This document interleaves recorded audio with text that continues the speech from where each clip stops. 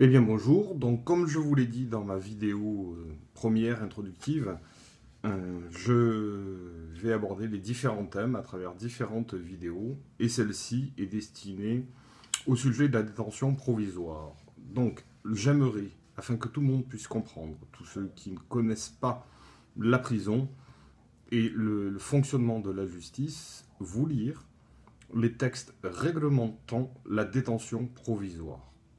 Il faut savoir que normalement, de toute façon, en France, la détention provisoire est, doit être l'exception. Et il s'avère qu'en fait, c'est la règle. Donc on va à l'encontre des textes que nos chers députés ont votés au Parlement.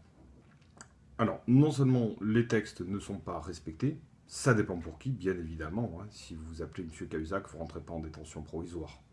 Ça va de soi. Donc, les textes ne sont pas respectés.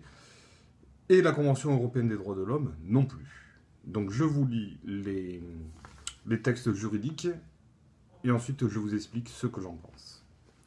Jusqu'à sa condamnation, la personne accusée doit être réputée innocente. Et l'objet de l'article 5.3 de la Convention européenne des droits de l'homme est essentiellement d'imposer la mise en liberté provisoire du moment où le maintien en détention cesse d'être raisonnable. La détention provisoire est une mesure de caractère exceptionnel, pouvant être utilisée seulement dans les cas où elle s'avérerait strictement nécessaire. Le danger de fuite ne peut pas s'apprécier sur le fondement de la gravité des sanctions encourues.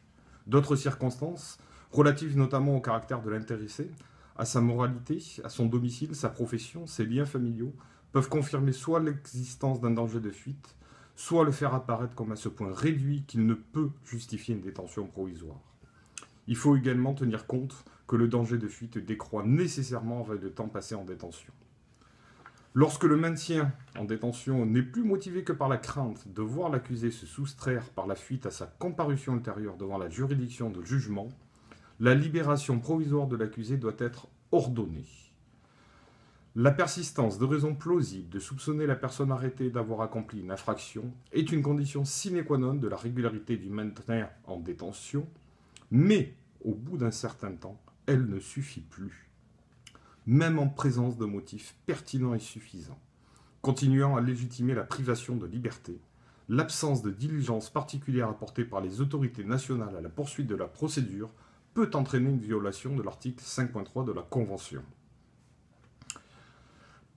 Pardon. Il ressort cependant du dossier que les juridictions françaises n'agirent pas en l'espèce avec la promptitude nécessaire. Dès lors, la longueur de la détention incriminée n'apparaît imputable pour l'essentiel ni à la complexité de l'affaire, ni au comportement du requérant. Partant de là, on peut dire qu'il y a violation de l'article 5.3.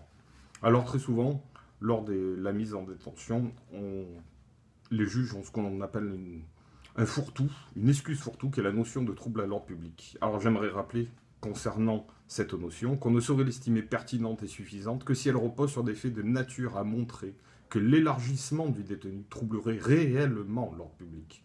En outre, la détention ne demeure légitime que si l'ordre public reste effectivement menacé.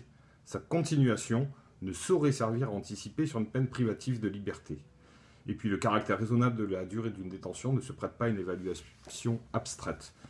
Donc, vous avez à peu près l'intégralité des textes qui existent sur la détention, mais il faut savoir que dans ce pays, la détention, c'est la règle. Vous êtes soupçonné d'avoir commis un délit ou un crime, on vous incarcère.